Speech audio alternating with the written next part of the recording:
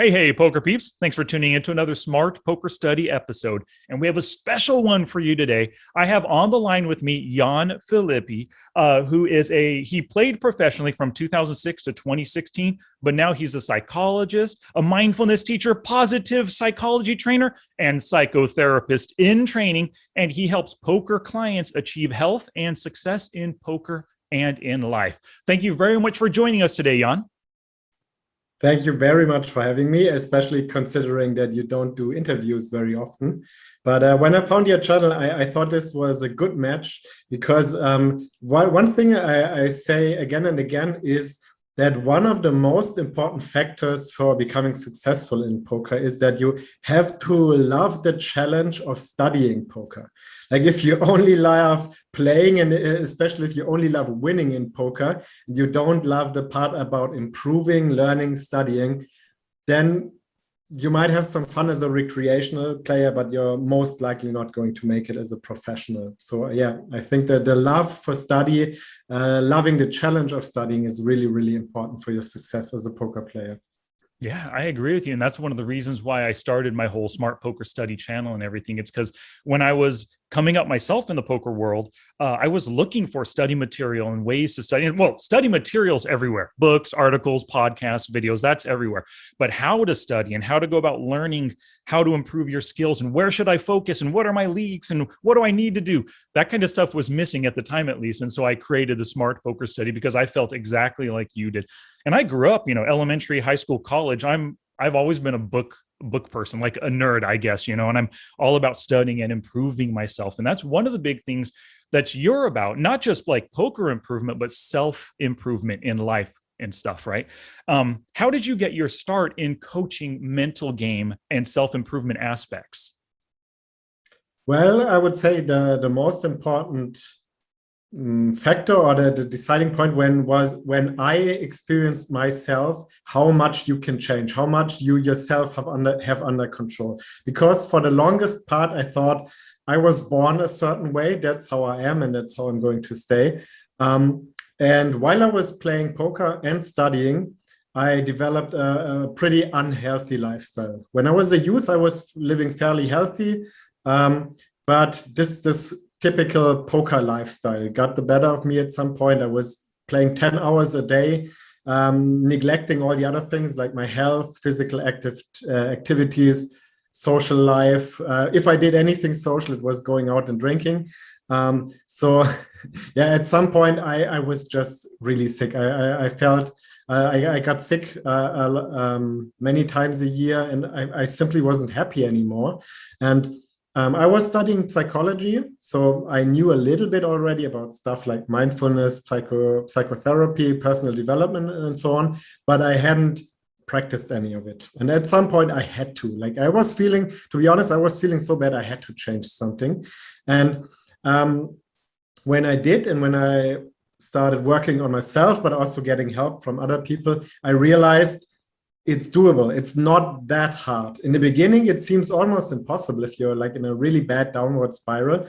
It seems really hard to change anything. But once you start doing something, once you get going, you realize it's not impossible. It's not rocket science. It's actually just doing the simple things, but doing them regularly, doing them and discovering the reasons why you want to do them. Like whether it's playing poker, studying poker, going to the gym, eating healthy, you need to really know why you want to do it. Not because somebody tells you you should do it, or it's the right thing to do, or it is healthy, because you really need for yourself to know why you want to do it. For example, as a poker player, because you can live a life of freedom. If you're an online poker player, you experience more freedom than than people in most other jobs. Or for eating healthy, not because some book tells you to, or because some guy on Instagram shows you his six pack, but because you want to feel awesome, because you want to feel healthy, you want to feel alive. So yeah, you need, for whatever hard work you're planning to do, you need to know exactly why you want to do it. Absolutely. That is a great first step. So what prompted you back when you were playing 10 hours a day? You said you were getting sick and stuff, but what was the reason why you decided to get healthy? Well, just because I was feeling so crappy all the time, I would get sick like 10 times a year. Like my psychological stress would show in physical illnesses Oh, mostly. Like I gotcha. would simply get sick 10 times a year. And I also didn't enjoy poker anymore. Hmm. The same things that I used to love a few years earlier, they just became a grind, and I hated poker basically. Like I was not enjoying the winning as much anymore, and I really started hating losing. So I realized, okay, it can't go on like that. I have to change something. And Gotcha. fortunately, um, I think the very first thing I discovered was actually a poker podcast about mindfulness. I don't remember exactly who did it, but it was called the Sevenfold Path to Poker Enlightenment or something like that. There was the very first time, even before from my psychology studies, I heard about mindfulness and how much it helped that person. Um, and then over the course of my studies, I again and again and again heard how much mindfulness helps. So the very first step I took was taking part in an eight week mindfulness course, and that was one of the biggest aha moments of my life. I tried to do it alone for some time. I tried to study it and learn mindfulness alone, only with books and YouTube videos. But practicing with somebody that holds you accountable and where you have certain dates and appointments, that just increases your commitment so much. For example, if you sign up for your courses, people will learn much more than if they watch a free YouTube video, even if it's the same content. Just because you are there to help them, there's other people doing the same things, having the same problems, people they can talk to. So increasing commitment to whatever you want to do or change is one of the biggest success factors, whether it's strategical poker coaching or psychological coaching. Yeah, without a doubt. That makes a lot of sense. So in this 8-week program that you went through, you were actually paired up with one other person. You were like accountability buddies. And yeah, I guess you probably emailed and talked via Zoom, or maybe it was Skype at the time or whatever, to really propel, to support, to push each other to continue with it, right? Yeah, exactly. Well, Skype and Zoom weren't that big back then. It was almost 10 years ago. But we did at the end of the course, we formed like small groups of 3 or 4 people that were supposed to email each other like once a month. Unfortunately, after some time, that group broke up, but in the beginning, it was really helpful. Yeah. And that's something that I encourage my students to do as well, is form peer groups, because it makes things so much easier if you work on something, especially if you're all motivated for something really important, like something that you really love or you really want to change. If you have other people who have the same problems, the same goals that you can talk to, it makes approaching the same problems so much easier. And so, yeah, I absolutely love the concept of forming peer groups. Yeah, without a doubt. And I agree with you there. I myself am an introvert, and I know plenty of online poker players, maybe even live players, they're introverts. You know, they just want to do this on their own. They study on their own, try to improve their games. How would an introvert go about finding a peer study group, whether it's 1 or 5 other people? Well, I think nowadays there's more possibilities to do that than ever. And I think it's important to also recognize, like, being an introvert, like I am myself as well, does not necessarily mean you can't socialize with other people. Yeah. You're probably more selective about it, because I know I absolutely love socializing. I love talking to people, but after like 2 hours, I'm exhausted. And that's something that a lot of introverts feel as well. So I think if it's something really important that you really love to do or would really love to change, then it's absolutely worth like jumping over your own shadow, overcoming your roadblocks, and getting a little bit out of your shell. And for example, we have a big Discord channel for the PLO Mastermind, where just I post some content, people can ask questions, and from time to time I tell them, here's a certain exercise we're doing at the moment, this is the current topic. if you're interested in that, reach out to other people who have the same goals. So basically, looking on specific forums or Discord channels that are concerned with that specific topic, I think is a great way. Or for example, Instagram, just by following people, watching their stories or their content, you realize, okay, this guy is in the same niche as me, playing the same games, playing the same stakes, dealing with the same issues. Let's talk about it.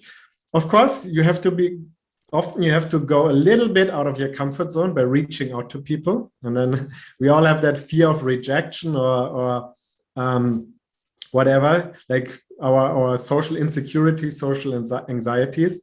But those are the spots where it's really, really worth it overcoming those obstacles, and where it's really worth coming out of your comfort zone a little bit. It's not something, you're not asking crazy stuff from people. Yeah. Because very often people react really positively to this, because they too would like to socialize more and find more like-minded people. Yeah, without a doubt. That's good. I've found plenty of like-minded people in Facebook groups, and like your idea with PLO Mastermind, yeah, a Discord discussion group is good as well. But yeah, I've never found any success meeting people on poker forums like 2+2, but I haven't really tried. But Facebook groups is where I've personally gone and made some contacts, and being able to find somebody who maybe can help you, and you help each other succeed, accountability partner, like we had mentioned before.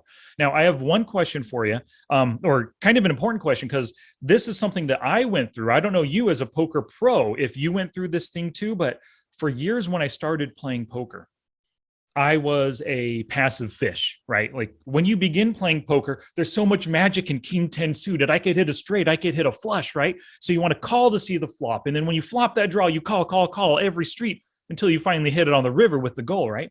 So we develop this, I guess, habit of passivity, calling pre-flop, calling post-flop, and we don't do a lot of raising. And because we develop that habit of passivity, it's really hard to become an aggressive player, to gird up your loins for aggression, right? So I want to know from you, a mindfulness coach and a poker coach, mentality coach and everything, how would you how would you help somebody get beyond their passivity and turn themselves into an aggressive player, if that's what they want? Yeah. Well, I think there's two parts to it. The first one you already mentioned, the habit, just practicing something regularly. But I get to that afterwards. I think the difficult part is again, leaving your comfort zone. Like, because I think many people tend to play passively because they don't want to look bad. They don't want to look stupid. They don't want to be the guy to pull off the crazy bluff or crazy, weird, stupid line, whatever, and get caught. Because our biggest fear in life, that is for evolutionary reasons, is to be rejected by the group. So that's, for example, why like public speaking is one of the biggest fears that people have, because they fear getting rejected by a large group of people. And that was back in prehistoric times, when you were rejected by the group, you would simply die. So that is why it's still very deeply rooted within us. And I think for many people, that's the reason why they don't play as aggressively as they would like to, is because they want to look, they don't want to look stupid in front of other people. So I think what you have to do is learn to face that uncertainty and that unpleasant feeling, or the fear of doing or of making a mistake, the fear of looking stupid, the fear of whatever. Like, there's many unpleasant feelings that could arise if you run an aggressive line. And that's something that I think you have to gradually get used to it. Like in psychology, it's called exposure therapy, where you step by step expose yourself to that unpleasant feeling, situation, sensation, whatever. For example, if somebody is afraid of spiders, like the first step wouldn't be to place a spider on that person's hand, but instead you would first of all think about a spider, or show a picture of a spider, then maybe bring a spider to the other end of the room, then bring the spider closer in a glass, and as the last step, you place the spider on that person's hand. And when it comes to aggression in poker, maybe you can add a few ideas, but something that I, for example, would recommend is picking a specific spot, like one type of spot, where like your pre-flop play, for example, where you want to become more aggressive. Don't just jump into a session and try to play more aggressively on every street in every situation, because that would just be completely overwhelming. Like your brain would shut down, and you would either get back to playing passively or completely mindlessly playing over aggressive. So take a certain aspect of your game, certain spots that you want to be more aggressive, and focus especially on these. So that a bit oversimplified, so you play 10% more aggressively the next session. Then you slowly, step by step, get used to that feeling of, okay, this is unpleasant. I don't like this. This goes against my habit, but I know I have to do it if I want to be a successful player. Again, there's a good reason behind it, a good why. So step by step, I'm going to get closer to that goal. Nice. I love that advice, especially the exposure therapy and then one thing at a time. So like you said, pre-flop, if you want to become if you want to 3-bet more often, great. Just do it on the button. Maybe expose yourself to one extra 3-bet or 3-3-bets extra this session. The next do 4, the next do 5, like gradually build up that, I guess, expose yourself to it and get that gradual practice with it. And then you make total sense. If you try to focus on too many things at once, like you can't multitask. If you want to be a check raise bluffer on the flop and a turn donk bet bluffer, and you want to 3-bet more and you want to open raise steal more from the MP, like that's just too much. Your mind's going to be a little bit overwhelmed. I totally agree with you right there. Yeah. So one other question, and this is something that it still plagues me, not as severe as it always has been, but I've always been at least somewhat results oriented, right? When I go to a card room with $200 in my wallet, I want to come back with 250, 300, 350. And I hate coming back with $0 in my wallet, right? So I'm always focused on, because I'm gambling with money and playing with money, like money, the results are how I quantify or qualify my play, right? How do I get beyond results orientation? Now, I think it'll be there for the rest of my life, but maybe how do I minimize the focus on that? Yeah, you already basically said the most important part. It's always going to be there. If you do not care about the result at all, then you don't care about poker, and you won't be passionate about poker and won't be able to put in all the energy and work required. So I think the first misconception is that there is a way to completely get rid of results orientation, which is just not possible. Like we tend to overvalue logic massively. Like we tend to think we are so sophisticated and so logic, when in reality habit and emotion are much stronger than logic. And this is actually one of the things that I did like the mental game of poker books by Jared Handler, but one thing I really dislike is this inject logic part, where you would tell yourself, hey, there's a logical argument against it, so don't do it. If it was that easy, nobody would smoke, nobody would eat fast food, nobody would tilt, nobody would be results oriented. So I think what's much more important than getting rid of results orientation is not letting it control your behavior. It's totally fine to get emotional over wins, over losses, whatever it is. What's more important is that you don't let the emotion control your future behavior. Like, for example, you can be really frustrated, really angry about a certain result, about the current session, or about the whole month or the whole year, how you've been running so far.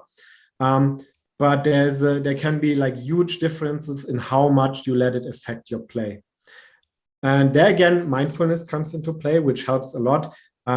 Distancing yourself in a healthy way, not becoming numb to the emotion and not becoming an emotionless robot, but feeling the emotion, acknowledging it, saying, for example, really just saying, all right, I'm angry. That's normal. It's part of poker. That's part of human life in general. And I'm not going to try to fight or suppress that frustration. Instead, I'm going to redirect my focus on whatever is next. And that is playing the next hand, continuing to play the session. And this sounds a lot easier than it actually is. And this is, of course, hard work, hard practice. But yeah, step by step, you can learn to let that emotion or let the thoughts that come with that emotion, let them be, but still do the right thing, still make the right decision in the next hand, or at least let it influence you less than it used to before. That there's no state of mind where you play perfectly if you have a terrible session, but you will be influenced less by it the more you practice it. Yeah, without a doubt, it's a really good point. Oftentimes, when I have the ability to speak to somebody like you, like a mental game coach and understands this kind of stuff, I often ask questions from my own perspective, right? I'm a coach of micro stakes. I play the micro stakes still, but I do want to know, I'm sure you, and I've seen on your website, Jan-Philippi/poker for everybody. There's a link in the show notes page. If you're watching this on YouTube, a link below, you could check out his site.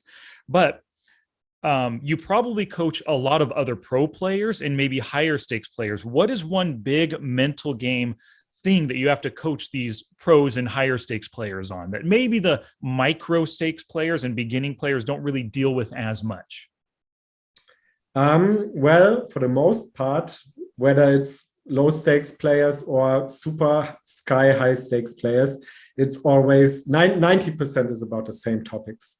And I think that's an important message to all the aspiring pros and small stakes players, like even at the highest stakes, even players who have been crushing the high stakes for 10, 15 years, they still deal with the same issues. They might be a little bit better than the small stakes players, but they still deal with the same issues. They still face the same problems. And I'd say by far the most common topic I talk about is the basics of health behavior, like getting enough physical exercise, sleep, healthy diet, getting enough rest and socializing enough, and not making poker the only thing in your life. Like if poker is everything you think about, is everything you do, then of course a lot of your happiness and your confidence will depend on the results of poker, which are not completely under control, your control.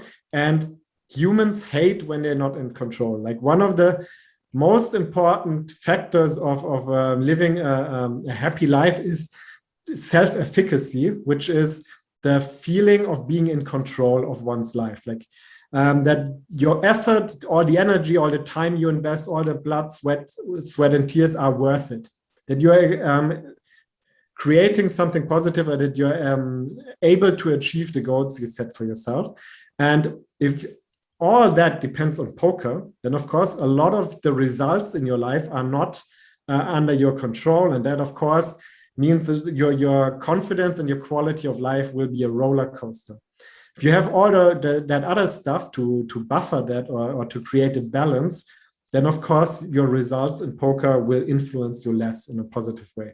At the same time, caring a little less about poker will also of course help your results in poker, because you sit down at the table with a clear head, with more confidence, you're feeling more healthy, you're more rested, you're more focused.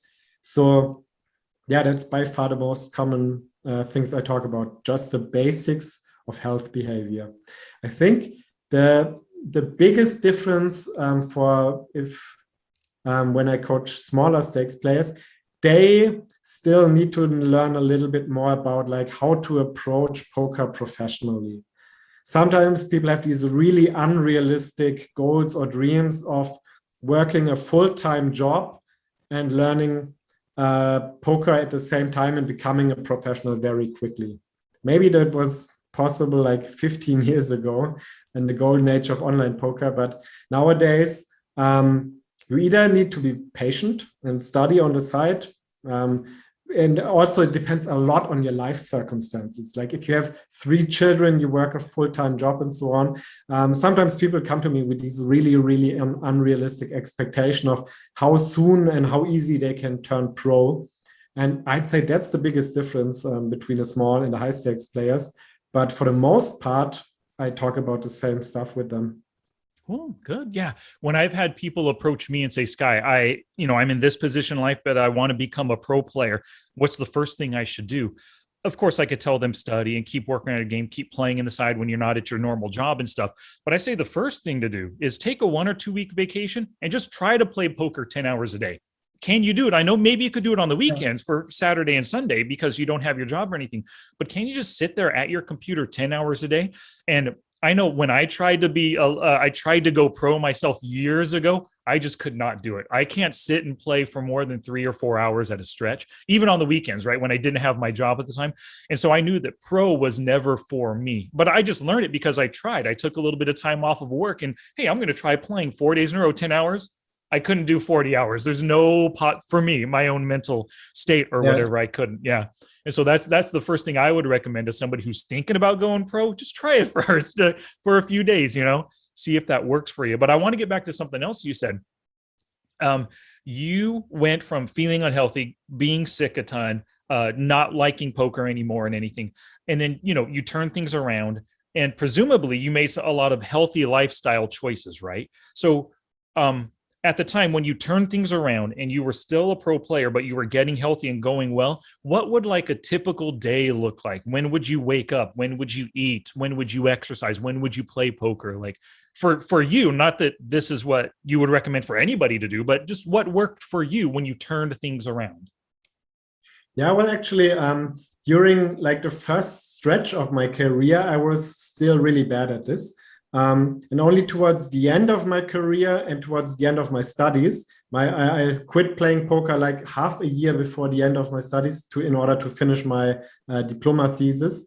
So, but I think 2 years after that, I got back into poker for a while because there were these really good mobile games.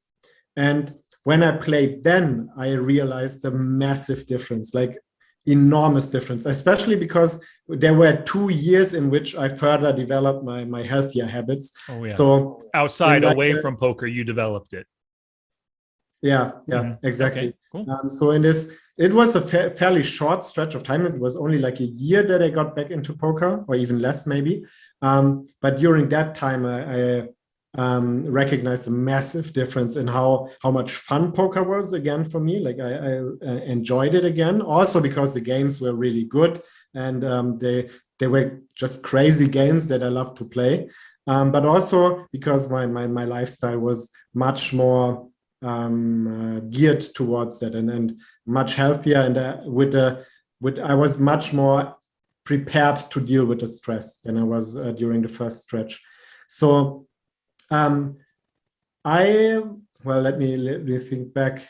When did I get up during that time? I think, it was, since they were Asian games, I was able to play them fairly early in my time, which is great because I love to get up early. I know that's not the same for everyone. And I think that one thing that is important that people tend to underestimate is finding the right sleeping rhythm for you. Not everyone is a morning person, and it's not necessarily like by nature, we tend to be more morning persons. But there's definitely people who function better if they work at night and go to bed late. And I recently read a book about sleep where the author said, if I had to give you one tip about improving your sleep, it's go to bed at the same time every day. It doesn't really matter when, but make it consistent. So yeah, well, for me personally, it works much better if I get up early in the morning. I love the quiet of the morning. When it's still dark, the air is fresh, no stress, no cars, no rush hour, and so on. So I would get up early and do a really long morning routine. Like the morning is my favorite part of the day, and I would really make a point of doing a long morning routine that I really enjoy. So my day doesn't start stressful right away.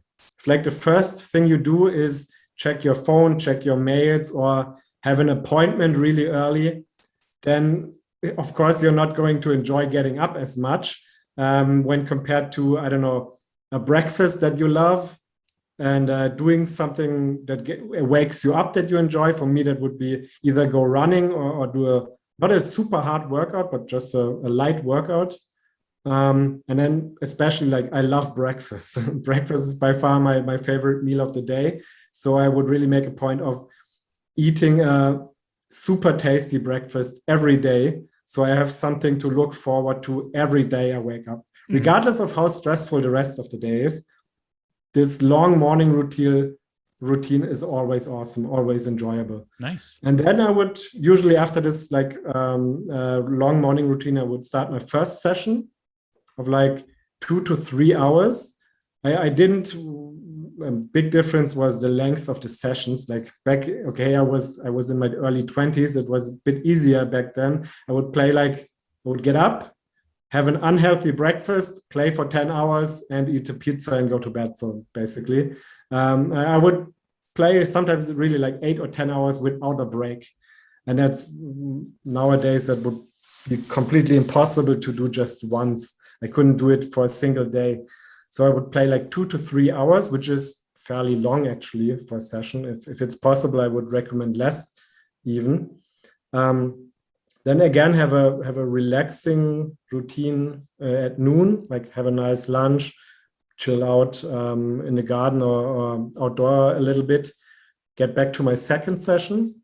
And then depending on how I feel and what I had planned, I would either take the evening off and socialize, do whatever, take my mind off of poker, or play a third session sometimes. If I was feeling in the zone, if I was enjoying playing that day, if I felt like the games were good or I was playing well, I would play a third session. Yeah, nice. It's a really good daily routine right there. And what you would get between 7 and 9 hours sleep, maybe? Yeah, usually like 8 to 9 hours, because I need at least 8 hours. If I sleep less than 8, I feel a little bit groggy the next day. Yeah. And I think sleep of all I told you already, we talk mostly about health behavior. Sleep is the one that people underestimate the most. It's so important.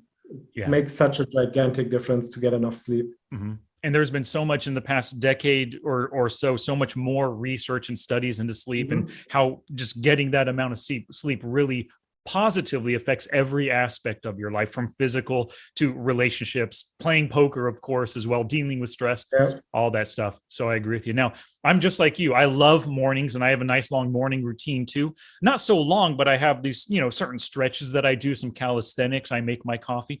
But what I really love every night, my morning routine starts the night before. So before I leave my desk after doing work, I'll make sure it's nice and clean and set up and ready for me to get to work the next day. I go prepare the coffee maker with the water, with the coffee in it already. So when I wake up, all I have to do is hit brew.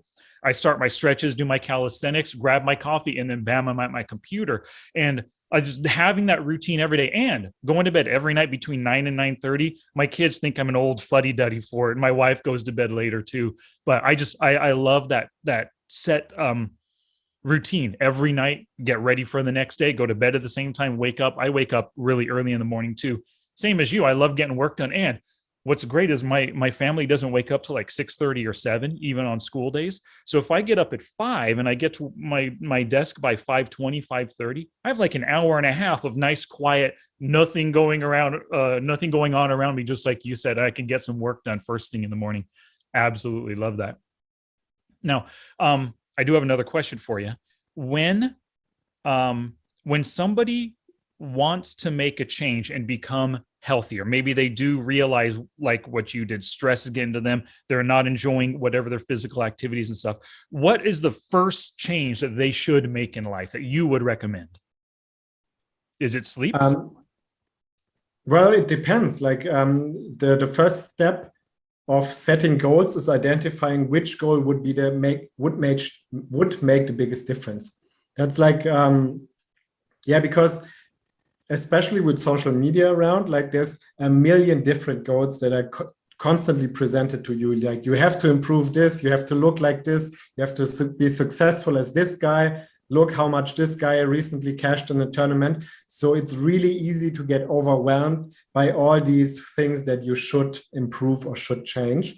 And it can be really difficult at times to identify the single most important goal for right now, because again, it's much more effective, and I would say it's even the only realistic way, is to take things step by step. Okay, sometimes you can work on maybe 2 goals at once, but usually we overwhelm ourselves massively with the amounts of goals we set and try to change everything at once. Like going from, I don't know, from having no routine at all and living this super unhealthy nerd lifestyle to I'm gonna become the next poker superstar with iron discipline and super strong routines. That's not how it works. Like, you have to identify which realistic step that is challenging but realistic would make the biggest difference right now. So the very first thing is I ask people for all their goals, and then I ask them, okay, which one is the most important one? Which would make the biggest difference right now? And sometimes you don't even know for sure. So you have to try out. That's something that you just mentioned. Sometimes we try to make these perfect plans in our heads or on paper, write down all the things we should do and want to achieve and so on, and don't start them, don't start trying. Or if we do start trying, hopefully we start trying and then find out if that's really true, or maybe it's not true. Maybe, I don't know, maybe studying poker is not the most important thing, but instead getting more sleep is more important. Maybe getting more sleep will affect your gameplay, the quality of your play more than studying poker, but we don't know 100% sure before. We have to try it out. Yeah, I agree with you. One of my favorite sayings, and I tell myself this all the time, stop thinking, start doing. I overthink everything, and I think about what is the best thing, what should I be focused on right now? And I have a list of 30 things and I just don't know what to do. And then so I procrastinate. I don't get to some things. I'm checking my email inbox instead of doing what I should. And so one of my things is just stop thinking, just do. So if you have 50 things that you want to accomplish, or things that you think will help you in life and in poker, just get started with one. And whatever seems like it will be beneficial, like you said, getting sleep. Well, that's an obvious no-brainer for most people. You know, if you're only getting 4.5 to 6 hours sleep a night because you're staying up till 3 and have to wake up at 7 to go to work, that's one area, obviously, that you should start working on. So work on that simple, easy stuff first until you kind of figure out, this is my recommendation, until you figure out where you should really put all your efforts, you know. And then, like you had said, work on one thing until you get that down, then move on to the next one as well. Now, why did you leave professional poker play? Well, at the time, simply because what I mentioned in the beginning, I did not enjoy the challenge of it anymore. I still did somewhat enjoy winning, but I didn't enjoy learning anymore. I didn't enjoy improving anymore. I didn't care about battling it out with the good players. So like the last year or 2 years of my career, or the first part of my career, I was spending all my time on finding the softest games. Instead of improving, I was just trying to find soft games. And at the time, the games were really drying up hard. Since then, it has gotten better again, I would say. But at the times, the games were probably the toughest they had ever been. And at some point, I think I played too long. I should have probably quit a little earlier, simply because I wasn't enjoying improving anymore. I remember when I first got into poker, like studying poker was amazing. I absolutely loved it. I was studying poker, playing poker, and watching poker on TV like every day, all day. And I absolutely loved it. And I loved learning new concept. I loved especially, what was the training site called back then? Deuce is Cracked, I think. I think they don't even exist anymore. I remember it. I absolutely loved watching their videos. Everything they taught is completely outdated nowadays, but it was mind-blowing and really, really awesome stuff at the time. And I loved improving in poker. And when I realized, okay, this hasn't been the case for quite some time, I realized, okay, now it's time to quit. But also at the same time, I was finishing my studies, and I realized I want to become a psychological coach. Mm-hmm. And like my very first steps when I was still studying was just coaching all the poker players from Vienna, where I live, for free. I would just give out free coaching lessons and doing free mindfulness courses. And so that's how I got my first experiences, my first references, and so on. And I realized this is an area where I absolutely and still do love studying and improving. Like, this is one of my biggest hobbies as well. It's not only my job, but I love reading psychology books. I love coaching. I love doing these streams. And that's something that it's not, even though it's a lot of work, it's not something that I have to force myself to do. It's something that I enjoy. You already enjoy it. Yeah. Have you ever read, oh my gosh, was it called The Growth Mindset by Carol Dweck? I haven't read the book specifically, but I even did talks about the growth mindset. Oh. That's I think that's one of the biggest, one of the most important aspects of positive psychology, and is exactly the opposite of what I thought about myself and other people, like as a child or in my early adulthood. We were born a certain way as an introvert, so you have to be shy, or as a lazy person, so you can't study and work hard. I think that this is probably the biggest change for me personally, was from thinking about myself as super lazy and even being proud of being lazy, to realizing I can actually work a lot and work hard if it's something that I enjoy and find meaningful. Yeah, like she talked about, like she talked about in the book, you went from your own self-imposed fixed mindset and then turned yourself into a growth mindset person, or realized that you have those growth capabilities. Mm-hmm. Yeah. And maybe we should quickly explain to people who don't know what we're talking about. The fixed mindset is if you think that you're born a certain way and that your skills and your talents are static and can only be very changed very little or not at all. And that, for example, I don't know, hard work is not worth it because you're already set up for failure or success beforehand. Yeah. If on the other hand, in a growth mindset, you realize your genes, your talents, and your circumstances, they are only the starting point, and you can develop from there on. And therefore, getting feedback is great. And putting in hard work is worth it, because either you will learn or you will achieve whatever you're trying to go for. In the fixed mindset, on the other hand, you feel like criticism or feedback is a personal attack on you, and you couldn't help it. You were born that way, so why even try? Yeah, exactly. One great example, and I know this, I see this all the time as a poker coach, but also just in life. People have this fixed mindset when it comes to math. Like you'll hear people all the time saying, I don't know math. I can't figure that out. What's 82% of 100? I don't know what that is. You know, like they have that block in their mind. And my guess is it came from childhood, elementary school, high school. They just couldn't figure out math. So they gave themselves that fixed mindset that they couldn't grow. Whereas a growth mindset person will be presented with a new math, like in poker, outs and odds math. I don't know anything about that. Let me learn about it, look up an article, read about it, run some math calculations. Now I understand outs and odds, you know, and that's a really good poker coach wise, from my perspective, a dichotomy between the fixed and the growth mindset. And so anybody who's watching or listening to this right now, yeah, if you don't know math, you can figure it out. There's plenty of articles. I've written books and articles and stuff on it in the past. Anything poker wise, you can get it. Like we mentioned earlier, going from a passive to an aggressive person, sure, maybe naturally, you're just naturally a passive person. You don't want to fight. You don't like confrontation. But in poker, because aggressive poker is winning poker, you can learn how to employ that aggression at the right time and kind of but ignore the passive part of your psyche behind, at least on the poker felt, you know? Mm-hmm. Yeah. I think I like the example of the math, because that's the one that I encountered it in university a lot.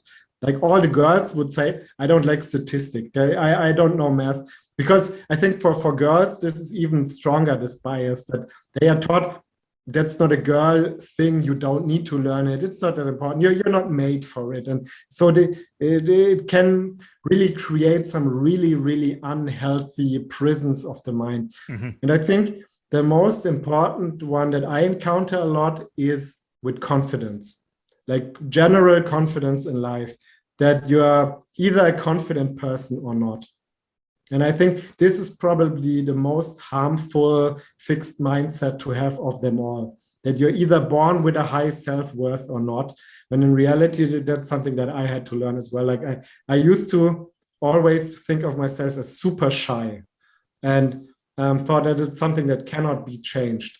When I realized it is possible, I think that was the biggest, most important change for me personally, but also something that I see in a lot of clients. is that confidence is something that can be cultivated and can grow over time, and is also something that is or should be more universal than applied to specific areas. Like you would have, for example, people who are really, really good at poker or at their job, and they would be like really bossy, dominant alpha animals in that small niche. But then when it comes to social life or whatever, they would be completely different, feel really insecure and feel like they're a completely different person in that role. And I think self-worth is something that should be more universal. Like I'm a worthy person, I'm a confident person, and I'm able to deal, even if I don't know the circumstances or if it's something that I'm unfamiliar with, I will be able to deal with it, regardless of my skill level or whatever. Yeah. Is self-worth, is that the same as self-efficacy, which you mentioned earlier? No, not exactly, but self-efficacy is a part of self-worth. Like having good self-efficacy, feeling in control of your life, or thinking that if I try hard or if I put in time and energy and effort, I will be able to change this for the better.